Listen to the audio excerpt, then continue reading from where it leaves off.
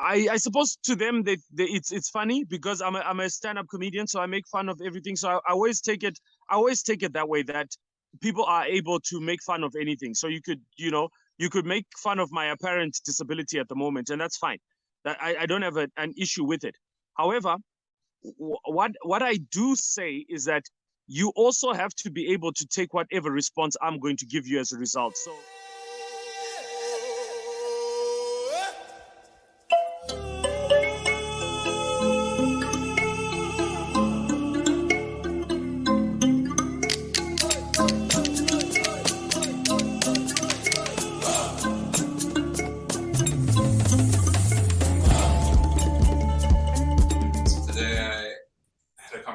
With Carl Joshua Ncube. This is the second time I've had him on this podcast. He is a comedian, chef, CEO of a think tank. The man does many things, so it's just fascinating speaking to him. Today we covered topics like mental health, his struggles with that and being a public figure, what he's working on at the moment. He's got a cooking show, a tourism show, a talk show, all on TV, and how that's been different to producing stuff for social media. We also talked about his collaboration with bowties and how that's worked, and his approach to raising other brands and how that helps him with his own brand. That was maybe my favorite thing we spoke about, though I might be biased. But yeah, a lot covered today. We also touched on what he's excited about in Zimbabwe in the next 5-10 years. So give it a listen and let us know what you think. Enjoy. It's more than a year since we last spoke, so it's dude. Yeah. How's the last year been for you? Wow. Yeah. Mental breakdowns to cooking, and then traveling, and then TV. So it's been everything in one. I feel like I've aged. Oh man, that's a roller coaster. So I know, right? So where are you at now? You say you went through some tough stuff. How are you feeling now? Is that something you talk about openly, or yeah don't want to so I had I'm a diabetic, so I developed a wound under my foot, so a lot of the nerve endings are sort of short, and a lot of sort of bad things happening in my legs. And so the doctors had me on something like 28 tablets, and that really altered my mental state. And coupled with a lot of the crazy things that were happening during COVID as well, that didn't help issues. So we kind of got to a point where we're like, there was definitely something wrong with me, and it's affecting my marriage. And my wife was like, listen, you need to seek some help. We need to start like looking at what you're eating, what you're ingesting. And a lot of these changes, like when we went off the medication and started taking care of like what I was eating, especially like working on my cookbook, that changed, not only altered my mental state, but helped me a lot as well from a health perspective. Incidentally, having this mental breakdown was very good at removing people in my life that were unnecessary. So that was a helpful thing in the process, because I could just easily tell people, listen, I don't want to talk to you because I'm going through a mental breakdown. So can you leave me alone for a second? Small silver lining, I suppose. Yeah, it was good to be honest for a change. Yeah. I guess at some stage you're like, I need to look after myself. I can't help you. There's a great thing I've heard. Yeah, no, because you. Mm-hmm. Yeah, no, you get to this point, like with me, like my wife and I, my wife can't talk about any problems we have at home because it's invariably it's going to end up in the press. And so so my wife was kind of trapped in this thing that we've created. I was trapped because my persona doesn't allow me. People don't think I'm a human being anymore. So that became a bit of a problem, especially with my social interaction. So yeah, it was very nice to have this event unfold and unfold gloriously publicly, that people could walk up to you and say, oh, what's happening with your mental health? And you know, Carl, I hear you're going through like these mental issues. And I'm like, yeah, I'm going through that. Can you please you know, stay away from me, get the F out of my way? And that was nice, because then, you know, I didn't have to follow this public persona at all. I could let it literally play out in the public arena, and that was very helpful. Yeah, yeah, that's because you definitely have that. You have this persona that you create, right? And like, Yeah, it can become quite stressful to like live up to this thing that you think everyone thinks you need to be, and maybe they yeah, don't always, or there's like, yeah, it becomes this whole other beast. yeah. So Yeah, people. I think that's the issue. We naturally, what happens is, like, when you're a public personality or a celebrity in any other sort of, like, in the developed world, you have a sphere that protects your personal life, bodyguard, security, and that kind of thing. So when you're a public personality, say in the Zimbabwean context, when people see you when they see you when you're off work, they don't see you as off work. Like, you know, they constantly think you have this, like, you're always on. You're like, yeah. I notice people will bump into you in the streets and you're courteous enough to say, hi, how are you doing? But they just pull out their camera and just start recording you, like, in their interaction with you. Yeah, Yeah, so yeah, it's a very interesting thing. And but now I've sort of learned and grown up a little bit to learn to insulate myself and know, you know, when I want to be private, that I maintain creating an environment that protects my privacy, yeah, versus when I'm public, you know. yeah. Shucks, man. So yeah, really. When, like, was there like a time when you feel like you became a public figure, uh, or was it just like this slow kind of change as you became more and more well known, or was there a time you're like, oh, like everything's changed, kind of thing? Right. So luckily for me, because when my dad was a comedian, and my whole thing was, I wanted to, I was doing marketing and advertising, so I wanted to, I wanted to manage my dad.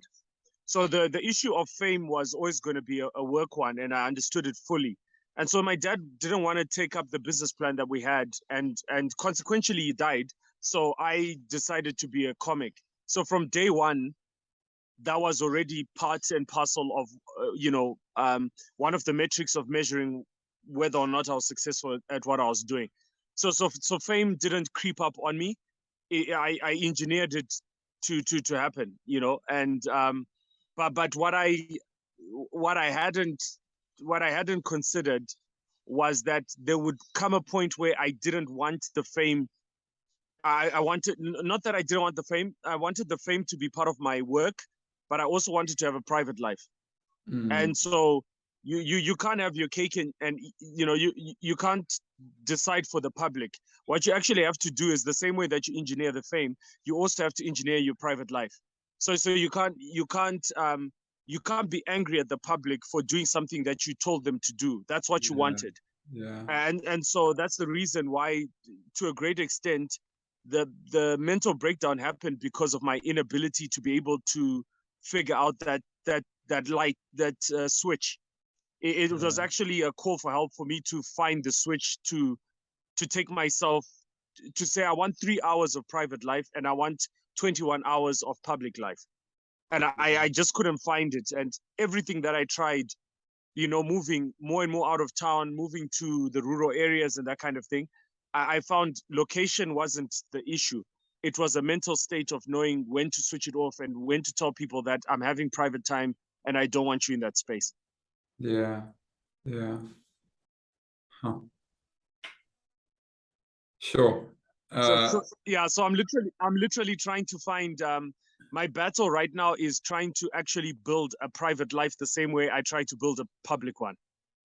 So the Yeah. reverse is actually happening. I'm trying to find normalcy uh, in an abnormal situation I created for myself. Yeah, it's so tricky. It's like, and it's almost like it's very hard to get empathy from a lot of people because not a lot of people will have experienced it, right? They're like, oh, you're complaining about being well known and famous. Basically, it's like, oh, shame Right. for you. So it's very Exactly. hard. It's almost traumatic in some ways. It's like you're going through this thing that you can't talk to anyone about because it like they like don't know what you're going through. Yeah. Right. I think what's interesting is that it's like I know when we're having this discussion some time ago, it's like when you talk about topics in comedy, you the thing that you're really focusing on when you're trying to be funny for people is to find something that's unifying. So you're not talking about money, you're not talking about fame, you're not talking about poverty, you're not talking about politics. Actually, what you're talking about is stuff like love, fear, these primal things that are like at the base of what it is. So like for example, what I'm going through is not something that's uncommon with people. The context in which it's happening is very different. So like I contextually, what I'm going through is no different to what Prince Charles is going through, is not different to what the guy on the street is going through at a basic level. But the mechanics of how it's happening is actually that's what's hilarious about it. Like what you're saying is that uh here's a famous guy saying, I'm tired of the fame, but Yeah. really what it is it's the issues of wanting to belong to something, right? And you realize that you're the guy on stage and the audience, they belong to a group. They've all come together to come and watch you, but you don't have anybody. You're the single guy on the stage wanting what they have, which is to just go out and sit and watch a show and go Yeah. home and to have nobody care that you even did it in the first place.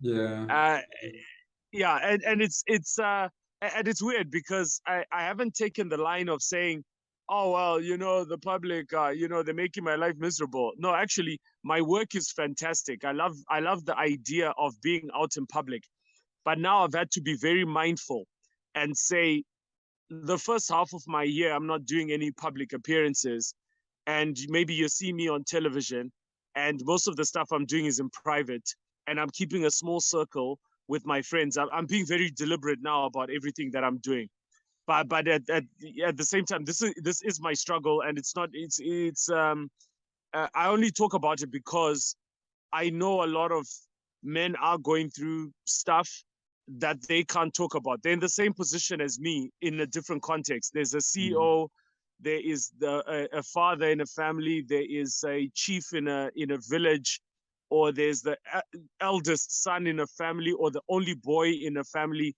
and they're going through the motions and the same things that I'm going through at the moment. Yeah.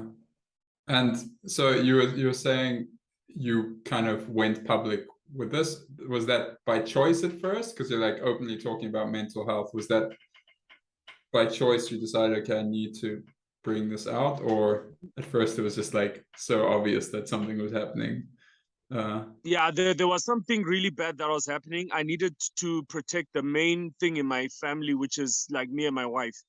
I think the minute that started encroaching in that territory, and you see, there's two problems to fame. Largely, my fan base, or people that are my fans, are very respectful. They love what I do. They come out, they support. They're very encouraging, well-meaning people.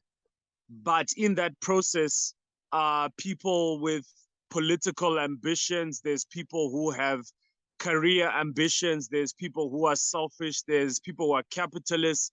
They're all in there pretending that they are part of your fan base, but they're people stealing energy, they're stealing IP, they're stealing ideas. They're industry people, remember, I compete in a lot of industries. I'm an animator, I'm a comedian, I'm a chef.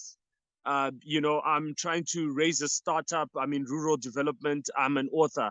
And so in all of those places, there's industry, beefs and politics and that kind of thing. And that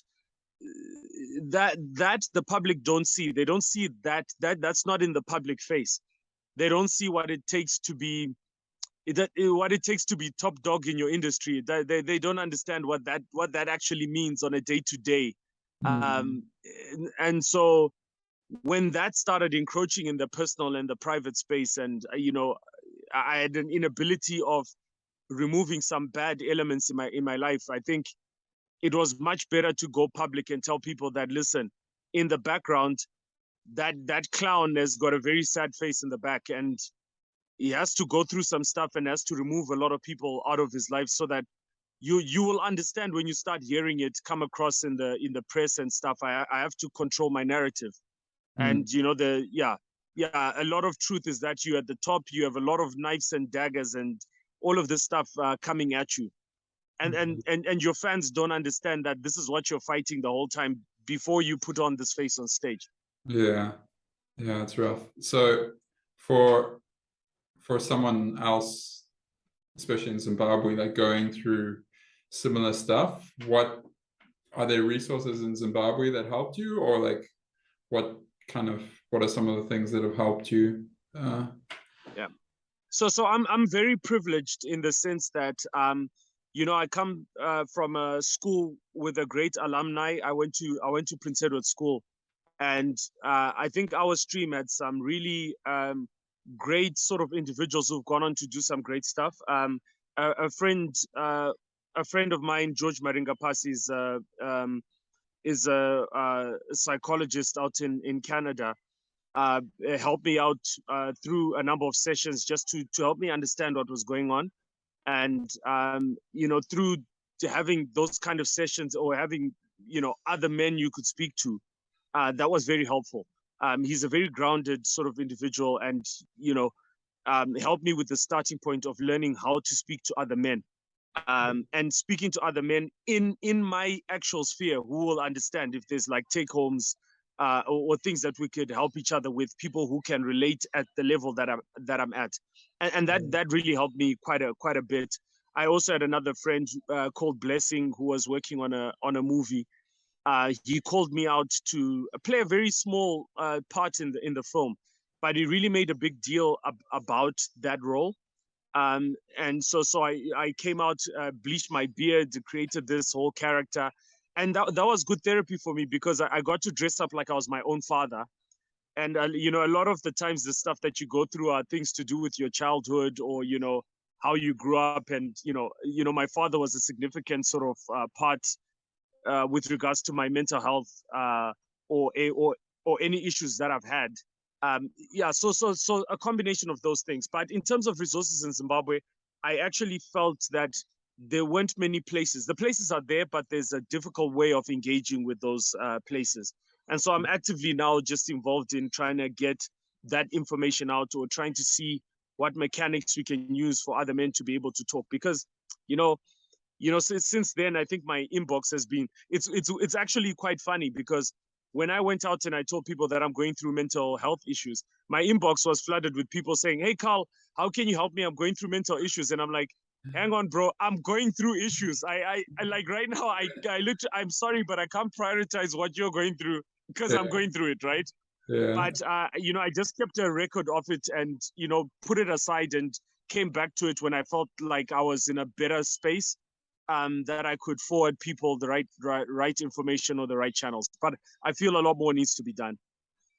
There's definitely, there's resources, like online resources, but definitely wherever you are, it's like the context changes, right? So there's probably a lot of stuff that can be refined to work better in the Zim context. I know actually another person I had as a guest, Cyprian Aarons, he has a website. I think it's called All We Got Is Mind, and right. on Twitter also, All We Got Is Mind, and he's like trying to show, like collect all the resources, like mental health kind of resources, in one website, and share free stuff basically. So there's definitely more awareness, which I guess is maybe a good start, and just getting people talking about it. Yeah. Yeah. I think it's a great place to talk. I think a lot of guys have a way of finding outlets to deal with some things that they don't understand, and also at the same time, it's a whole Pandora's box. It's not something we should sort of take lightly, even when you ask men to speak, because once you start, I think the issue is like, how are you going to continue from that point on? There's a lot of guys carrying a lot of burden, and it's sometimes easier to just continue and be busy with what you're doing. I remember the first thing people were telling me was, listen, Carl, you're doing too much, you need to switch off, take time off. But taking time off means no revenues, and no revenues means you start going back into that place, again. People underestimate just how much men internalize money issues, right? And what you're going through may not be financial. I think what men just want is, the way that we raised when we play video games and we play games, is that you do something, you expect a result. So we're not really good when the result doesn't follow the action of what you're doing. So when you venture out and you venture out to hunt, and you fire a shot, and it's okay to understand that you've missed, but when you fire a shot and like nothing happens, so either you don't know if you've missed and you don't know if you've hit, and that works on you like you don't understand. It's absolutely crazy. And we have an inability to talk about these things. And even when we start talking about it, we start I'll give an example. I had a failure of distinguishing during that time what was happening in the present and what happened in my childhood. So for example, I could be having a conversation with you and you bring up something and I get triggered to an incident that happened when I was 4. And so when I'm talking to you as the 4-year-old and asking you, like, why are you treating me like how my cousins treated me when they locked me up in a cupboard? And I'm right in the middle of a pitch. Yeah. Yeah, so I mean, it was crazy. Like, just starting to talk about it actually felt worse than not talking about it. But looking back in hindsight, that was the first hurdle I think I had to go over. Yeah. And how is work and like stuff you're working on since then? How are things going? Yeah, so it's definitely very different. A lot more, like I said, a lot more mindful. So I mean, my wife gets amazed at it sometimes. Like, I'm in meetings and I'm very honest. I'm a lot more, not confrontational, but I'm a lot more guarded. So I don't let people get away with things. I only meet those I want to meet. I only work with those I want to work with, and I only work on projects, and I only sort of entertain. Like, even when I look at my creativity, so I used to be the person that covers the gaps, right? If I notice that my client has not looked at a particular angle, now I'm actually quite okay letting it slide, so that whenever the client notices something has gone wrong, it's easy for me to say, yeah, it's because you haven't covered this gap. And I'm not gonna go out and try and be God in people's lives. And that's been absolutely fantastic. And it's also been good with fans as well, trying to draw the line and say, listen, I get that you're a fan, but introduce yourself, tell me who you are. Like, I can't have a conversation with a person who won't say, hi, my name is John, and I'm a big fan. You just don't like rush across and expect me to hug you and take pictures, and I don't actually know your name. Yeah. It's just like little. I've become a bit of an old man. I'll give you a bit of a lecture, and then we'll do a selfie. Yeah. No, yeah, that's cool. I mean, it's great that you've got that self-awareness, right? And kind of, yeah, that's how you can then further improve. You're just like, oh, I just did that. I don't feel great about Yeah, what I did, or oh, that feels much better than when I did it this way. So I've kind of yeah, been noticing that. because you know, Mhm. to be honest, I hadn't actually realized that the world had become so dysfunctional, right? Like so for example, you can go onto Twitter, and a person who's logging onto Twitter or Facebook, we're all coming onto the same platform, uh, and yet we all don't deserve to be part of the same conversations. And we always have to be clear about that, like, because it's important to know who you're talking to and if they're qualified to talk to you about a particular topic. So we could get drawn into talking about, say, we could be talking about architecture. And so if I'm talking to a person who seems to not have a grasp of what architecture is, then I shouldn't be having a conversation with that person. The conversation maybe should be more one-sided. I should be teaching you about it. And then at the end of teaching you, I could say, do you have any questions? But we can't have a conversation if you're not qualified. Yeah, yeah, Yeah, and so we have to be very careful the spaces we get into. And a lot of our issues that we're getting is that we're involving ourselves in conversations we have no business being involved in. So I'm not a politician, so I don't talk about politics. I'll only talk about the things that I know about with people who know the things that they know about. yeah, And that's a very important distinction. yeah. Can you say a bit more about that? Because there's definitely value to for you to like talk to an expert about something you have no idea about, right? But I guess it's Right. when both sides acknowledge that difference in knowledge, then that's when things maybe work a bit better rather than when the non-expert thinks they're an expert.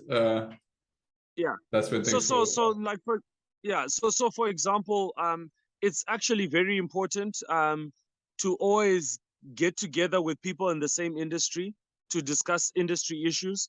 And then when there's other cross industry issues, you talk about things that are more to do with what you know, and you ask questions about the things you don't know. And then when Mm. you go into the social media space, if you're a person who's disseminating information, disseminate the information and keep it moving. Your job or objective is not to get drawn in to, say, a troll, because you don't, they haven't qualified themselves. Like normally you're at a conference where someone is wearing a label with their name and their designation and the name of their organization, and there's a certain level of etiquette. So I'll say, hi, my name is Carl, I'm a stand-up comedian and I'm a chef and I'm this, so that the conversation is either you're asking me about what I do or I'm asking you about what you do. But the Mm. danger about social media is that, for example, stand-up comedy happens in comedy clubs, it doesn't happen on Twitter. So I shouldn't be trying to engage with a person about jokes because a person comes to a comedy club having paid. So there's a natural assumption that they understand what's happening in the room. Mm. And so Yeah. when that conversation spills out onto Twitter, what you're doing is basically, I mean, it's the same as you and I leaving here and then going to some nursery school and deciding to talk about what we're talking about in front of a number of kids, because we don't know who they are. Yeah. Yeah. Yeah, and then if a child responds to you, like, no one said you have to respond to every comment. Yeah. Yeah. So And that's where this dysfunction begins. did you feel before previously, did you feel like you had to? Yeah, not that I had to, but you see, what would happen is that I'm a stand-up comic, and so people had an expectation that I have to talk about issues. And if I didn't talk about issues, then I'd get accused of, say, that you are part and parcel of the problem because you haven't talked about it. And now you've got two layers. Now when you're bumping into people in public and they're interrogating you on those issues, like you're in your private time, you're in a bar, and then someone says, oh, have you seen this conversation about the government or opposition politics, and you haven't said anything about it, and I'm having a beer, right? This happens maybe 5 or 6 times in a week, Yeah. right? And so in the end, it's like, if you're not mindful about this, this is building up. And so when you get home and you're just having a simple conversation with your wife, and your wife brings up something and you're like, oh no, so you want to be like that guy was Yeah. asking me that stupid question about whatever, and you're having a fight at home and your wife doesn't know where that's coming from. Yeah. And then you're talking to a client, and then a client decides that, oh no, listen, we're not we want to do a corporate function. We don't want you talking about X issues and whatever it is. So every single time someone is trying to control what and who you are, and trying to come back to a sense of who am I in this equation becomes a lot harder as a public personality. Yeah. Sure. Interesting. Yeah, I'm watching this just reminds me of a series I'm watching at the moment called Marvelous Mrs. Maisel. And it's this, Right. it's on Amazon Prime, and it's this comic, a female Jewish comic in like the 50s in New York. And just, yeah, some of her struggles, like very similar to what you're saying. I'm just like, you want to say what you want to say. You don't want to be told what to say. But there's always these forces, like kind of, and sometimes I guess you feel like you need to give in sometimes because you need to pay the bills or whatever. But then, yeah, you kind of. And when you look at it progressively, like you're looking at, say, maybe like a 10, 12-year career. And so like people have stupid questions and stupid things that they say like online. Like, you know, I've got a show that's coming up in October. So it's the first stand-up comedy show that I've done, you know, since COVID. And so someone will say, hey, yeah, because you had fallen off the bandwagon in terms of COVID because of comedy. And I'm like, what are you talking about? We've just come out of COVID. Where was I going to perform a stand-up comedy show? And then someone will say, well, you could have done it online. It was like, why would I do this for free? Are you out of your damn mind? Like, did you think about what you're asking? Like, it's like, oh no, but everyone else is doing content online. It's like, yeah, but yeah, it's their choice. I don't want to be putting stuff out like for free. I'm a businessman. I don't do this. I don't do this as a charity. This is what I do for a living. It finances everything that I do. So it's really weird, like how people deduce or figure out, or I don't know how they look at things. You know, like for me, when we made up our measures of saying, okay, this COVID thing has happened, we're moving to a rural location. That's survival, my guy. Like, I'm not gonna lie to you and say that I had money stashed away. I didn't have money stashed away. I had to quickly think about how am I gonna survive if this thing goes for the next 2 or 3 years. I need to make sure that I've got my own piece of land and I'm not paying rent and I'm able to work from home and I'm able to survive this particular thing, you know. And so yeah, like I'm saying, all of those things, like even before, I want to be able to cut myself off and be able to retreat to my little village and grow my own food and think about my health. You know, I'm a diabetic. I have to, you know, there are a lot of things. I'm getting older. I'm 43. I'm going on that road approaching 50. Probably a midlife crisis is around the corner. There's a lot of issues that are there, and me deciding to come back and do a show after COVID is not abnormal. It's not an abnormal thing. It's not something that should surprise people. That's what I do for a living. I do comedy in comedy clubs where people pay money, and they weren't able to do that for the last 2 years. Yeah. No, it's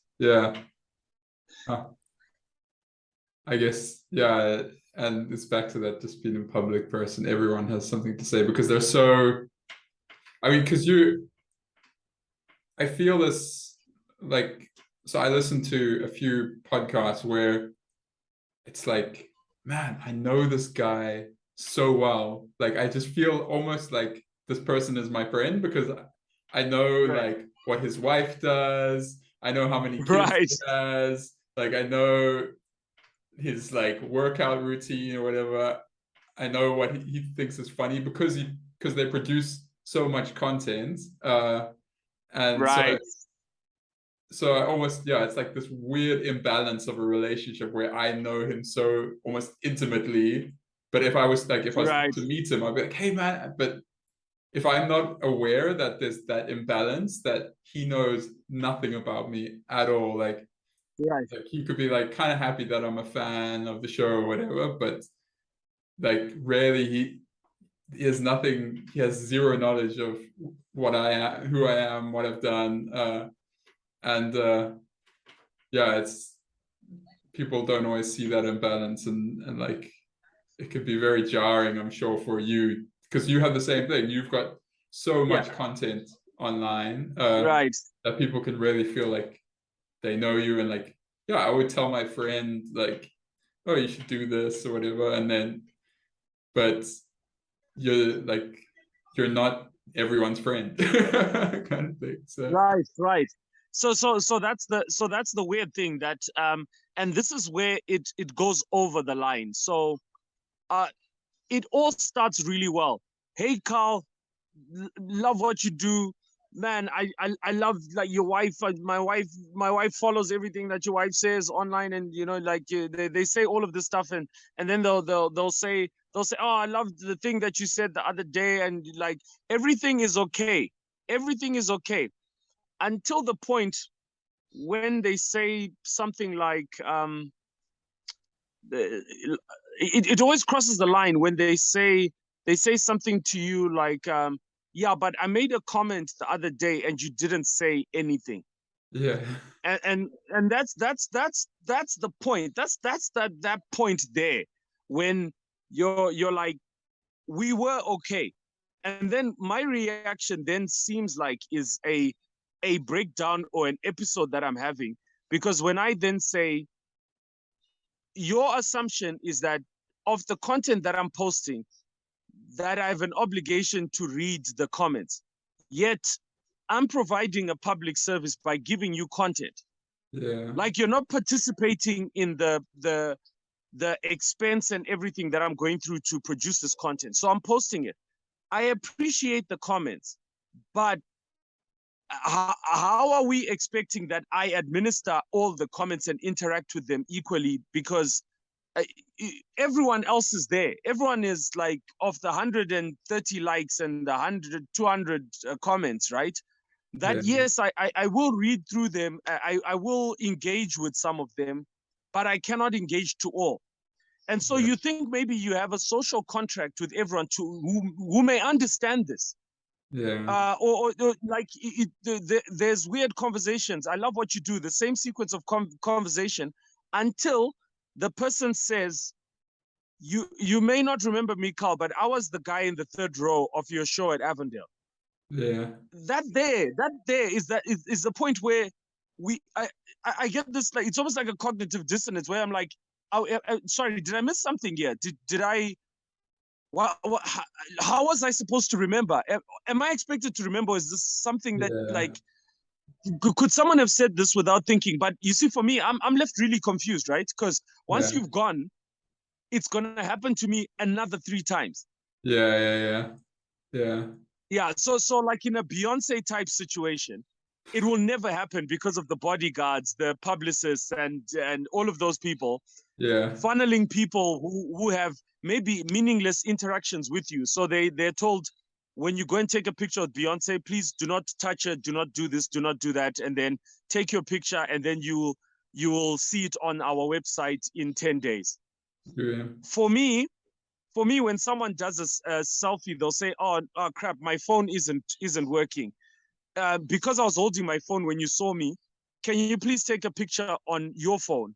And so I'll do a selfie on my phone, and then the person will say, can I have your number so that you can WhatsApp me the picture? And so I forget, and then 10 days later, hi, can I have the picture? Oh, sorry, who is this? You don't remember anymore. I'm the guy you bumped into in Avondale. Okay, I bumped into 5 guys in Avondale. Who specifically? And so you see how warped my world is. It's like really crazy, terrible. And so even though the nicer you are, the worse it becomes for you. You literally, every good interaction I have always turns sour down the road. Like, you know, the more interactive you are with your fans, the more you then find out someone someone says something like, "Oh, I hung out with the Ncubes and Carl spent the evening like I don't know." They'll say something that contextually the public will think worse of me because someone was in my private space. Yeah. Yeah. So yeah, It's I mean, it's a there's, weird place. yeah, especially with technology and social media, there's just this etiquette that we don't get taught, right? Because Yeah. it's really changed the way things are. Like back in the day, if you got a letter, you would probably reply to that letter because people weren't sending that many letters. Like it cost them, I don't know, $1 to post a letter. So not many people would post you letters. So you would reply to them.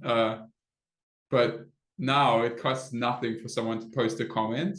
So you could have like hundreds of thousands of comments. And as individuals posting those comments, we haven't ever been taught the etiquette of like, listen, when you post this thing, like you might never get a response. And when you've used social media a lot, you come to realize, oh, like actually, like I'm not going to get a reply to half these things because this person must be getting thousands of comments. But we don't get taught that. It's not like part of our society. So social media and internet is just so young. There's like these ways of doing things. It's just not there for half the people. But then, yeah, and just with like, it's that thing also with fame of just like people aren't famous. So they don't know what you're going through. And is that something we should be taught in school? I don't know. I don't know if it's a valuable skill. Yeah. I mean, it's nice for people, for public figures, but yeah.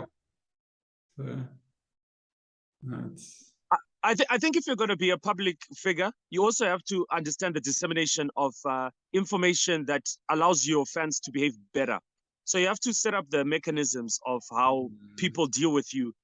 So say for example, often now, because I walk with a walking stick, and like people will see me hobbling along, and then I suppose to them it's funny because I'm a stand-up comedian, so I make fun of everything. So I always take it that way, that people are able to make fun of anything. So you could make fun of my apparent disability at the moment, and that's fine. That I don't have an issue with it. However, what I do say is that you also have to be able to take whatever response I'm going to give you as a result. So I'm at functions a lot now, and people will come up to me and say, is this cane a joke? Are you joking about, they'll see me being helped up the stairs, or they'll see me, and are you doing this as a joke? Why are you walking with the cane? And one of the things I find funny about people is that you don't normally ask that question. Yeah. Like as in terms of etiquette, you don't usually ask that question. You like, if you see a person in a wheelchair, you generally don't ask a person why they're in a wheelchair, or you don't ask a blind person why they're blind, or if someone is deaf, you never ask that question. Like, the person will probably bring it up in a conversation, but there's a way of doing it. And so quite often is that when a person then asks me that question, then I explain to them that my leg is pre-amputation. And then they can't deal with the response. Yeah. And I'm like, well, why would you ask the question? If I'm walking with the cane, what did you expect my answer was going to be? Or for example, people will say to me and my wife, you guys don't have kids. And I'll say, yes, because I have fertility problems. I can't have kids. So again, what response were you? What response were you actually expecting? Yeah. And so I think it's just one of those things that I think with the public, we always have to continuously teach each other what is good etiquette. There's a reason why public personalities must always go back to schools and talk to people, inspire younger generations. Mentorships are very important. Trainings are very important. Starting up projects where you work with young people is important, because if everyone is doing their part, then it's okay. But right now, most of these kids are following public personalities that And I call them most of these middle-aged women that spend their time in bed doing Facebook posts about drama, and these young alcoholic kids that are spending time getting more likes by having women twerk for them on Facebook Live. That's basically what Zimbabwe is being reduced to on the social media front. So we'll know Olinda, my TT, they know these people, Tatelicious, they know these people. But in knowing these people, they don't know anything about women's rights. They don't know anything about what's happening within the LGBTQ community. They don't know what's happening in terms of like the wars around the world or the increase in prices and inflation in around the world. They don't know these things because basically they're spending more time following the twerkers, the drama queens, the post-op Zimbabwean transsexual who's dancing naked, and going through husbands in Europe. That's what they know, and so it's not surprising that we then have people with no manners, and we have people who don't have etiquette, and we have a non-creative generation. Because while China is focusing on TikTok showing excellence, watch Zimbabwean TikTok. No one's learning to do anything. I mean, how many people do you know who know how to tie a bow tie, for example? I don't know if that could be classified with like knowing mathematics and stuff, but yeah. Do you know what I mean? Like but you know that there was a point when just generally once you'd left school, you knew how to tie certain number of knots. You knew how to start a fire. Like I can be at a braai with 20 guys and they don't know how to start a fire. Yeah. Or they don't know how to do a steak. And I'm just talking about I'm not saying like this is like a gender specific thing, but let's just go back to the original ways in which our various genders would pre-pronoun period, right? Let's just look at what people did. Can guys still say that they do the same things? They can't. And so it's not surprising that we get this collapse, and guys can't even talk anymore because they don't have spaces. Yeah. They don't have spaces and they don't have skills either. Yeah. Yeah, definitely, like it's so powerful having role models and kind of mentors and stuff, and just leaders, right? And if there's none of that to look up to, it's really difficult. Yeah. And I guess kind of changing things up a bit, what kind of things are you working on at the moment? So we're really pushing hard on this rural thing. I'm excited to be back on television because starting to reconnect with my animator self again, writing, designing, and it's nice to do it within the context of television. So I'm working with a second TV station in Zimbabwe called 3K TV. Okay. And it's almost like a little candy land of creative space, I'm meeting up a lot of youngsters that have been trying out animation and just seeing a lot of great possibilities, meeting a lot of young people who want to make something out of their lives. And, TV is this new tool. But TV has also changed because you're now starting to see how static TV is compared to social media, and so trying to balance the broadcast where you're fighting to create a piece of content which has to be on air at 7:00 and is going to be flighted once, and you're trying to get everyone to wait to watch it at the same time. And then you're now realizing just how complex that is. It actually makes no sense to do it like that anymore. Because I'm actually so frustrated having to tell people, please tune in at 7:00. When everyone is saying, yeah, no, I'll wait until it's online. So that's changed. That's changed a lot.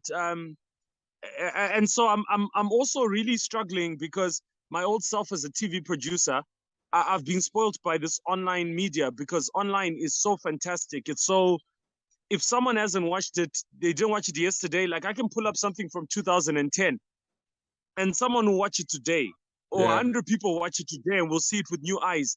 And if I change it and if it's landscape and I make it portrait, more people watch it because it's on TikTok. Or if I shorten it, and then more people watch it. So it's really great. I'm feeling very pushed creatively because not only have I physically changed from the time in COVID, I'm being asked to go backwards by working in a TV station, right? Because I prior to COVID, all of my stuff was online, and I was kind of not allowed to be on the other TV station that we had. And then now there's a TV station that says, yeah, sure, you can be on there. But I'm now realizing, gosh, wow, the world has changed because that's not how we watch TV anymore. Yeah. I literally I feel weird actually telling people, please make sure you stop everything you do and go home to watch me at 7 o'clock. Yeah. It's like asking a lot, right? It's bizarre, but I'm excited about this new chapter. I feel all of my hats are coming together nicely in the one place. It's making sense to a lot of people what a polymath is, and why it makes sense that I do the things that I do at the pace that I do it, or Yeah, I mean, it puts you just have this, like, if you had a Venn diagram of your skills, like you have this unique overlap that other people don't have. So what are the actual shows? Creators. Sorry. Oh, the shows that are no. I was laughing at the fact that sometimes I see creatives in our studio, sitting there waiting for a cameraman. Yeah. And then if the cameraman doesn't show up, then they don't do the production. I'm like, gosh, I could just do my own shows. And so I think you're asking what shows I'm actually doing. Yeah. On 3K TV. So the first show that I have is called Gango. Gango means it's like the Zimbabwean version of a stir fry. Okay. So it's a cooking show. So it's the cooking show is just a mix of all the cooking things that I'm doing. So I'm basically just trying to show people the possibilities of what you can cook, where you can cook, what kind of things you can use to cook. I'm trying to make it like an uncooking show, cook show. That's the first show. Okay. The second show is called Tonight with Carl. Tonight with Carl is like, it's part satire, it's part sort of discussion. I look at one topic per episode. So I take the funny side of the show in the first two segments, then I tell you my thoughts at the end. I just ramble on and I just tell you why I talked about that topic. And then the last show is called Village Escapes. Okay. So I'm just showing rural travel. So it's the first rural travel show. Like in Zimbabwe, we don't have a rural travel show. So I'm just going out in the villages and just trying to show how you can enjoy yourself in the village as a village escape, trying to make it a thing. So those are the three shows that I've got on TV at the moment. That's really cool. Wow. And so the ones like the Village Escapes, have you got a crew, or that's like more of your own stuff, that your own footage? So the two shows, Gango, the cooking show, and Village Escapes are shot by myself and Nelsie. So wherever we are, we just turn on our cell phones or whatever camera we have, we shoot it and we edit it on the spot and deliver it.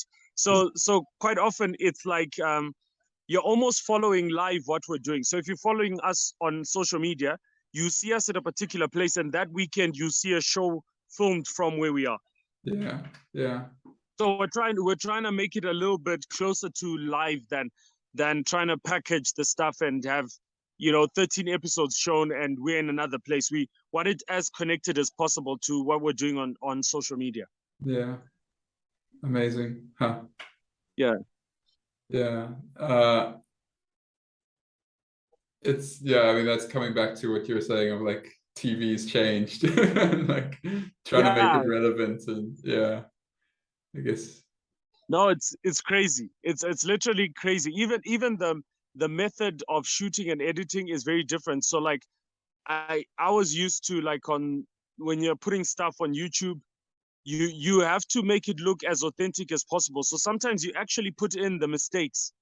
You put Yeah, in the jump cuts. You're trying to make it as unpolished as you possibly can yeah, for it to be more believable, because people want to feel like they're in the lens of they're the ones holding that camera. And so sometimes you want the camera to be shaky. Whereas in broadcast, like none of that stuff is acceptable. You should see yeah, my executive producer writing notes. Like they get really stressed with my productions because they're like, no, but the thing is that the shows are popular. yeah, yeah. That's amazing. Huh. And yeah, in the last year, you've really well, it was 2020 that you're like, oh, send me some bow ties. Uh, Yeah, and in the last year, you've just gone, it's been amazing for us. yeah. Like you've just gone all in on the bow ties. How has that been for you? Like, I mean, like, because you talked about you wore bow ties before, but now suddenly Yeah. it's Yeah. like So become. I yeah. So there was this American guy I met at a function. So my love for bow ties started when I was at this tuku show. So this guy at the end, because there's a ritual with bow ties, right? For example, there's the ritual of what type of shirt are you going to wear with what color bow tie. And sometimes you want to be so far, like you don't want to do the classic white shirt with a bow tie on it. You want to switch it up in terms of colors, and you're feeling a particular mood. But there's this ritual at the end of the day when you're like, you're done with the day and you just unravel your bow tie and you just keep it down, Yeah, loosen the first two buttons of your shirt. And so he was walking around like that. And I said to him, oh, I love your bow tie. I've never tied one of these. And so he shows me quickly. And I was like, oh, that's great. So he taught me how to do it. And this is at a concert. We're just two guys in the middle of a bunch of people. And he's like, yeah, now thread it through the thing. And you and then after I done it, he then says, oh, no, that's great. You can keep it. So that was my first bow tie. yeah, And so I wore this thing and I wore it out. I wore it to my shows. And then I didn't have a bow tie. And then I started following you guys.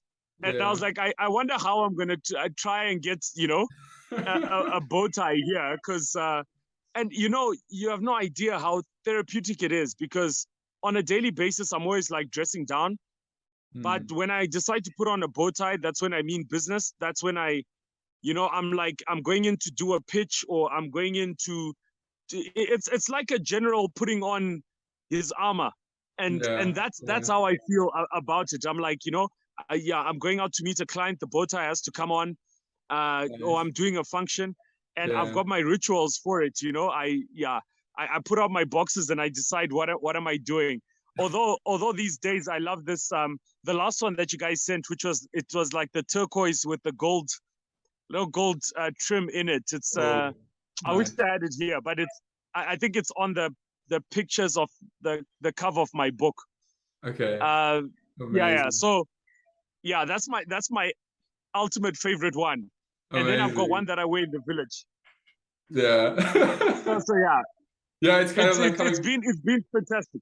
it's coming back to what you're saying of having that switch of like, okay, I'm putting on the public persona now, like bow tie on kind of thing. Let's go. And then like untie it, like, okay, back to like private life, kind of take the mask off. Ex- Interesting.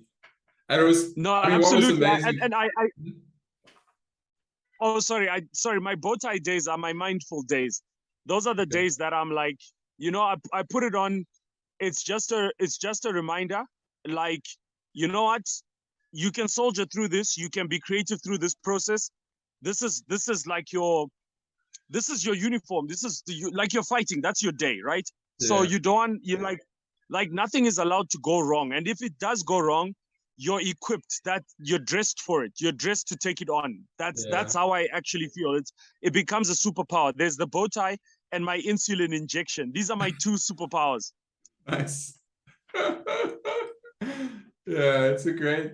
Oh man, that's awesome. Like for me, I guess it's similar. Like even like starting the company, before that, like, I mean, I would dress up occasionally for like an event or something. And I don't dress up all the time now, but like I dress up a lot more than I used to. So it was almost a challenge for me. It was like, okay, you're gonna start a company, like you who like dresses down a lot is gonna start a company revolved around dressing That's up. It was like, right. Yeah. it's like, wow, it's almost like it's such a challenge to do something so different to what I was comfortable with. And I think that's maybe what attracted me in some ways. It's like, okay, Right. like now I'm being serious about this thing, or like yeah, so it's interesting the parallels there. And it's very much the same thing for me. It's like I'm going to an event, I gotta wear a bow tie, but I'm not wearing a Right. bow tie all the time. So, but there's that persona now, what you were kind of talking about, like, and I'll have it sometimes. People are like, where's your bow tie? Like, come on. And so it's like, Right. but actually more and more I'm comfortable with like, okay, I should wear a bow tie more just to put on a show, like just Right. to entertain people, because like why not make it fun for everyone? And that, yeah, so it's interesting.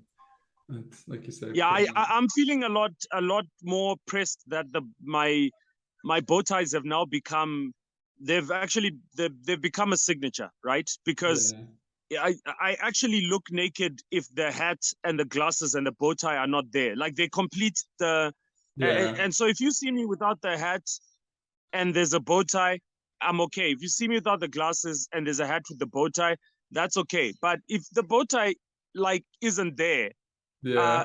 I literally don't feel like, because whenever I'm going out into public, I have to have it on. Mm, That's become so important. And the weird thing about it is, it doesn't feel like I'm dressing up anymore. I yeah. literally, I can randomly have guests at the house and put on a bow tie and go into the kitchen, and like everyone just takes it as, oh, that's Carl though. That Carl Yeah, would do yeah, that, right? Because yeah. every image they've ever seen of me, I'm now in a bow tie. It's amazing. No, that's cool. I guess what was also just going like meta on this, like just thinking about the whole process of you approaching us and being like, hey, can I do this thing for you? Like it's this collaboration, but there was like no expectation. It's like just Yeah, send me some bow ties and I promise you I'll wear them, kind of thing. yeah. What? So yeah, that's one of the things that I think what people just haven't understood about me is that I have brands that I like, that I believe in. Like I believe in the philosophy of what they do. And for me, I want an association in the story. Like when history is told of Zimbo ties, I want to be part of this story, right? Yeah, It's look at it as like, it's almost like you're an early investor, but you don't have money, right? So you yeah, said all I have is I'll just wear this thing, right? And yeah, because you know this is gonna blow up, right? You know yeah, this is gonna be a huge thing because you're talking about an ideology more than a product. And yeah, so what your product represents is a it's not about just the brand of your company. It's speaking to anyone who's ever worn a bow tie in their life, and whatever reason they've chosen. It takes a particular type of individual to love wearing a bow tie. And while a lot of guys that I meet say, they'll say to me, yeah, I don't like bow ties. It's like, because you don't know how to tie them. But if you knew how to tie them, if you yeah, knew how to tie them and you didn't like them, that's a different thing altogether, right? yeah, But you can't like something you can't do. yeah, yeah, yeah, Yeah, and you see, so for me, one of the things that I just loved is that, wow, this is a Zimbabwean company that's doing it. You can't not want to be involved in this, because yeah, the innovation sometimes is not about creating something new, but it's doing something new with something that already exists. And yeah, what you guys have now done is something new with something that already exists, because yeah, it's a way of showing off my culture. It's a way of showing off my identity. It's a way of collaborating with the rest of the world, but without feeling like I'm giving up a part of myself. It's a way that I can be creative. It's a way that I can do things. I can have influence. I can have, because one of the things that I noticed when I started doing comedy is that I used to do comedy in a in a t-shirt and jeans, and I used to get paid. I used to get paid something like $300 to do a gig. I only started crossing like 1,000, 2,000 when I started putting on a bow tie, and I did my show called Agent 263. And so the bow tie became a change in lifestyle completely because I was earning more. And what even started happening in my audiences is the guys started showing up in bow ties to my shows. Nice. So that was that for me working with Zimbo ties was perfect because I was like, there's this ecosystem that exists of guys that are like, that's what they want to do. It's a fantasy of theirs to say, the one opportunity I have to put on a bow tie, I'm gonna put it on. And so I mean, I loved, I'm a big fan of the stuff that you guys are doing. But when I was looking up your bio and I was looking at industrial design, I was like, oh yeah, these are my favorite people in the world. They design the world we live in. Yeah, no, it's awesome. Yeah, we're so grateful. It's been great. And so you said this is something you do with brands that you like.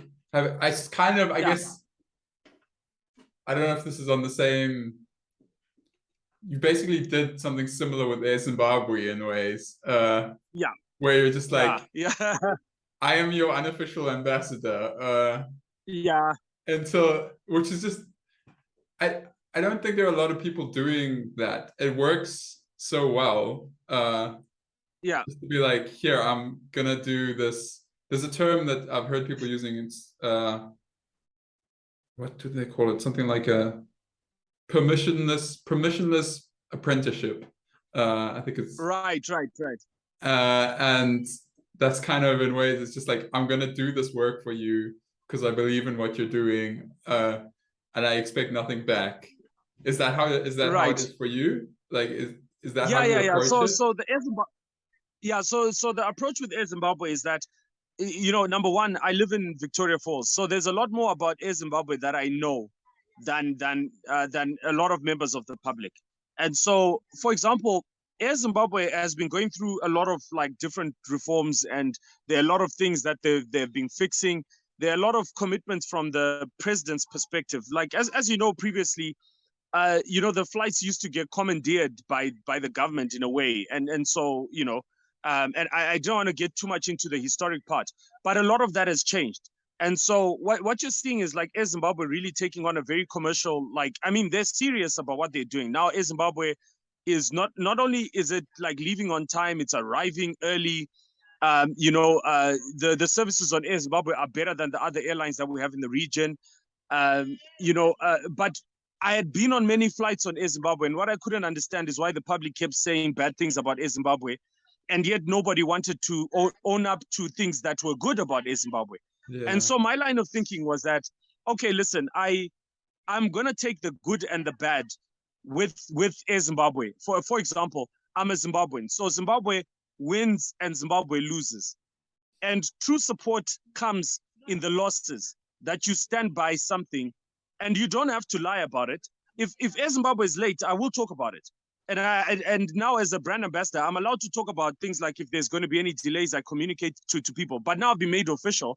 But what it means now, our relationship with Air Zimbabwe is to talk to people, but for us to also talk to Air Zimbabwe about what the public are saying. So Air Zimbabwe didn't have a person that's articulating what's happening online. So there'll be a lot of anger, but no sort of streamlined complaint system. And so what we are doing is deciphering this information and saying, okay, listen, this person was on this flight on this day. I asked the questions and I found out these are the flights they were on. And Air Zimbabwe will give us information, we relay the information back to people.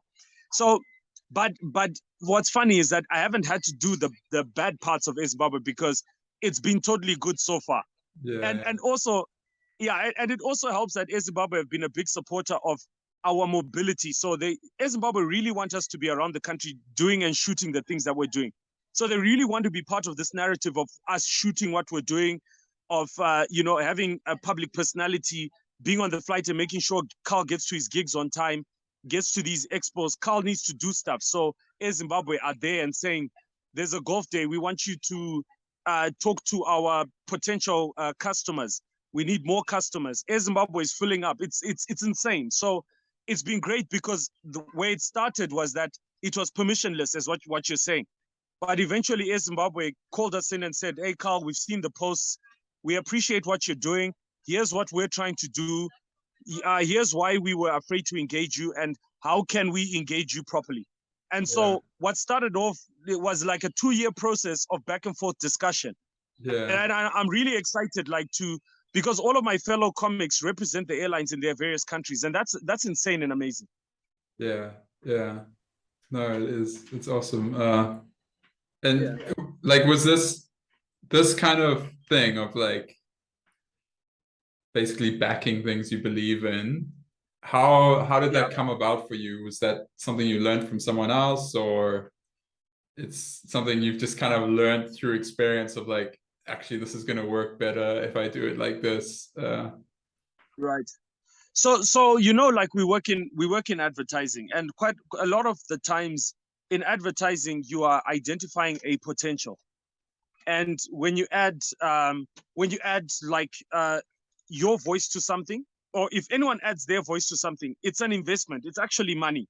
So if someone says I love what Carl is doing, they can convert 2 other people to love what I'm doing. And like I come from a position where people started with me like that. People believed in me before I'd done anything, and they added their voice to what I'm doing. And I call it carrying forward, because it's not so much that you pick anyone, but you feel something. You feel something for, like, if you're talking about truth, you feel something about a brand, and you feel like, you know what, I experienced something from this brand and I love something about it. And so I don't want to enter this voice of people that are saying bad things. I want to be part of the voice that's saying the good things. And I always say that it's profitable to be a good person. So, for example, the relationship that we have, I know moving forward is that any effort on my part to make sure that your brand is successful results in your brand making more revenues. And the more revenues that you make, the more revenues I'm going to make. I don't see why people don't see that equation. It's as clear as day. It's like gravity.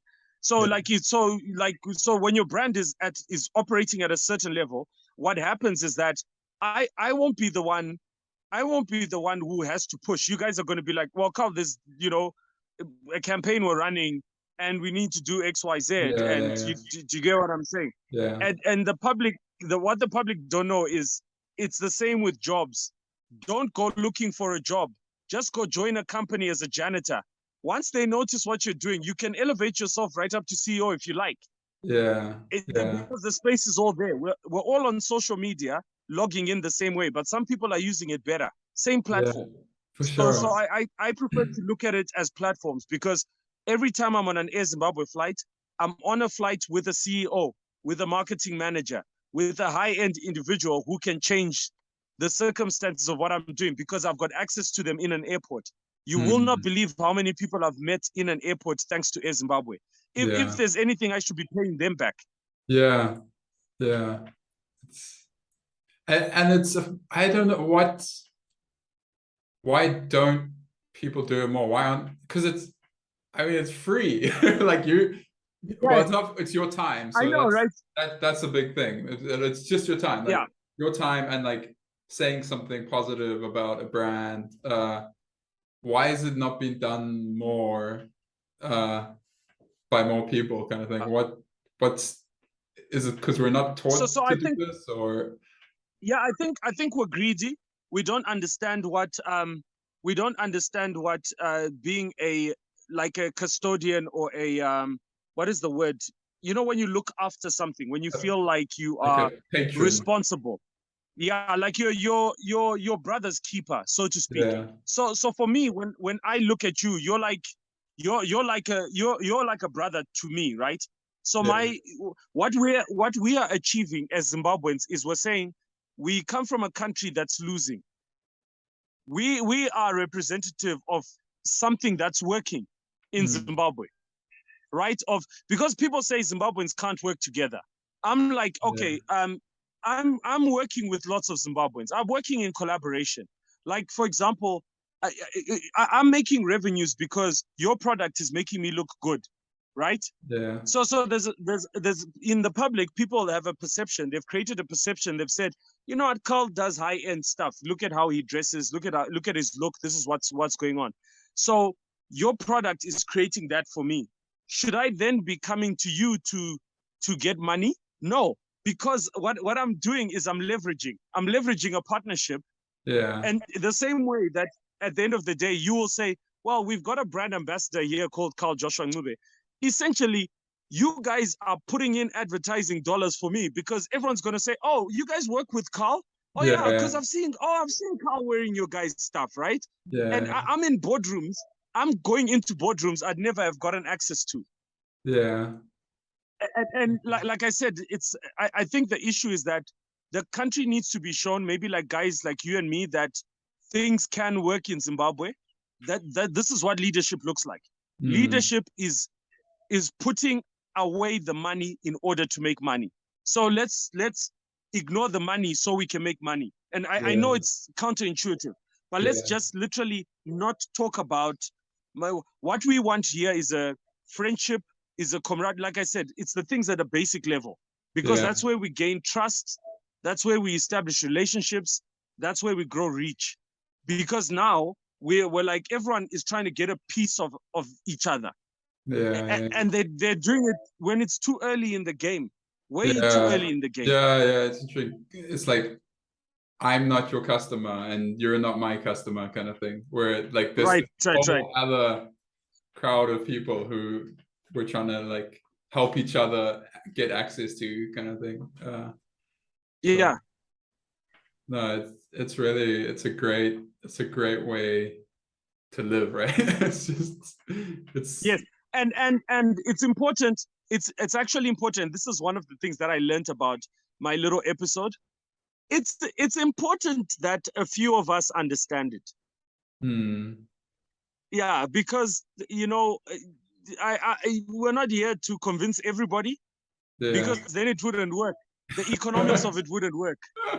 Exactly. If all of us understood the same basic facts about life, that you reap what you sow. So if, let's say, for example, if I'm sowing in your business, and that's what I'm doing, I'm sowing in your business, and it's not by mistake that I'm reaping in other areas in my life. It's because of where I'm sowing. So, unlike giving money to your pastor who's just buying flashy cars, people must try actually investing in other businesses. Invest in the lady that's trying to sell a product just down the road. Invest in a Zimbabwean business that's doing something that you would rather, like, for example, I would rather buy your product, but because I can't afford what I'm saying, I can't afford your product, because people actually think that as comedians we're making a lot of money. But what I can afford is to say, potentially I can grow a particular market, and hoping that I'm going to be trusted enough to be able to grow a liking for a product that will result in sales that will measure up to the product I'm given, for example, because I want to be able to be the first in line to be able to get every new design, right? Because then what that does is it elevates me in the market, because everyone says Carl always gets the latest designs. He's the one who wears them first before anyone else wears them. So people don't understand, like, between the two of us, we, like, again, even like a lot of creators, we are exchanging big amounts of money. It's just that it doesn't show itself as cash. For sure. No, it's really awesome. Yeah. That's great. It'll be, I mean, like 5 years, 10 years from now, who knows what the journey where it'll take us, right? How do you? Absolutely. Imagine the day the first school starts wearing one. Right. Carl Joshua Ncube High School. Exactly. We'll have to shorten the name. It's way too long. How do you think about like 5 years, 10 years from now? Is that something that's possible in Zimbabwe? Like people talk about having a vision and stuff. Is that something for you, or?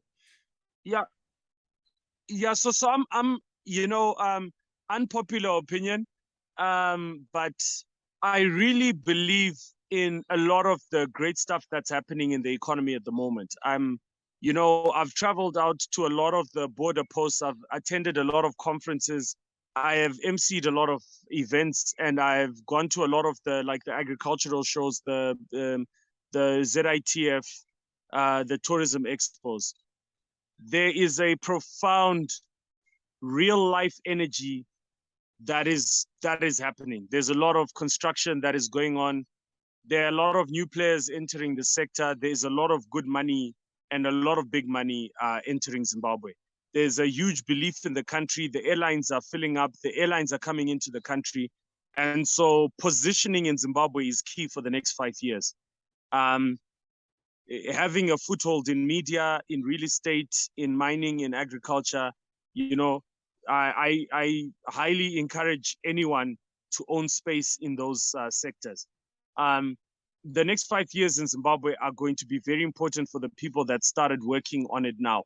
Um, the future is extremely bright because if you look at Zimbabwe is comparable to any country around the world. Like there isn't a thing that happens in another country in the world that you can do in Zimbabwe in some way. And I'm talking about like in context. So it's not like Zimbabwe is so far back that it can't leapfrog to be on par with South Africa or whatever, And people always have to remain conscious of that. We're currently like online, I'm on Wi-Fi at an Airbnb randomly that I'm actually visiting a lot of different Airbnbs, and people have invested a lot of money even in that sector alone. So I'm very encouraged. I mean, what I'm seeing, a lot of people are talking on Twitter, maybe aren't traveling as much as I'm traveling. So, but like I said, the economics don't serve everybody jumping on board. Um, in the end, some of us will run things, and some of us will work for people who run things. Yeah. And that will be, and that is only because of the economics of it. It's always a certain number of people who believe versus the certain number of people who don't believe. Yeah. And so for yourself, what are some of the challenges for you right now, like moving forward? So currently the economy, it doesn't help people like you and me, for example, right? In the sense that if you are a person who can go dig and work by a place where they're building roads or putting up infrastructure or building or mining or agriculture, that's pretty much where all of the employment is going on. So that's from an employment perspective. From an entrepreneurial perspective, there are a lot of like the parastatals are really like switching it up. Like they're doing a lot better than a lot of the corporates. And so I do see great room for we're in the consultancy era. We are in the think tank era right now in the country where the government is taking up ideas where they hear good ideas come up. Like currently we're part of the University of Zimbabwe Innovation Hub. And that's only because of the innovations in the rural space. The government are like, no, we now need to start working with people who are thinkers, and and they're engaging if you engage. If you go and you say, hey, I'm working on this, and you give the government the parameters to work in, they're pretty much very forthcoming and very open-minded right now. There's not that paranoia that we used to get in the previous state. So yeah, going forward, the next 5 years are really going to be quite exciting from a government perspective. I would say like for me, my challenge has been to learn the difference between politics and government. And those are two different things. So the government is what's running the country. In the politics is where you've got the political parties. So I'm not keen on politics.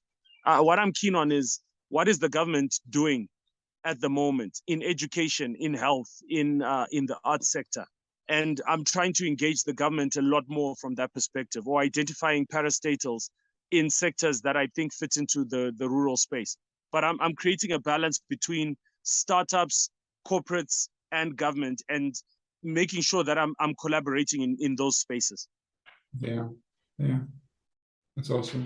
And with your sort of rural tourism stuff, is the goal to kind of have almost like a platform, like an online platform slash almost like a rural Airbnb?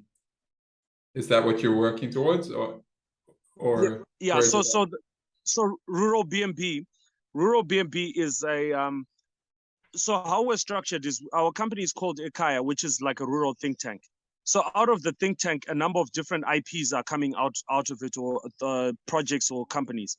And basically what we're trying to do is we're trying to say that, listen, here's this thing called rural, and anything that you can think about that is commercially viable, we're going to create. So this is really opening it up to make it a platform that is going to either be owned by the people, it's going to be owned by government, it's going to be owned by a single corporate entity, or whatever it is. That's what rural BNB is a platform for.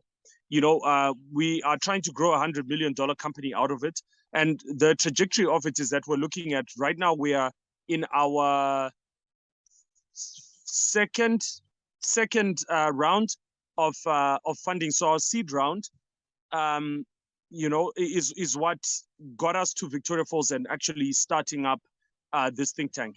And so the next level is trying to raise the next level, which is to put the product out onto the market. So we're already doing rural escapes or village escapes for people, booking people in a manual way. But at the background, we already have an online platform that is going to curate all the rural places, set up a franchise system to standardize or normalize all of them, so that you can set up your own comfort levels and payment platforms and that kind of thing, so that you can actually go stay in the villages. So that is the phase that we're currently in. But in there, we're talking about innovations in the architecture, innovations in sanitation, like the types of bathrooms and toilets that are going to be used, the types of beds that are going to be used, collapsible systems of building homes. There's a lot of stuff that's being designed in the background on the backdrop of rural Zimbabwe. So yeah, so at the moment, currently we are doing the tourism thing, which is pushing the rural BNB, which is encouraging the rural travel. And even in the rural travel, we're saying, this is how to travel. This is what you must wear when you're in the rural areas. And we're trying to make bowties popular in the village, because my granddad used to wear like a tie and a hat, going to into the fields, and that was back in the day. They were old school gentlemen that wore straw hats and went to the garden to do that. And so we want to bring back that kind of vibe in the village, that is kind of cross rural, but is also cross colonial, but also cross like modern. Yeah. No, and I guess this whole time, like everything you do is just like research, right? You're kind of seeing what problems there are, people, like what's preventing people from going into the rural areas, and like what needs to change for them to do that. And like it's all, everything you do, you learn.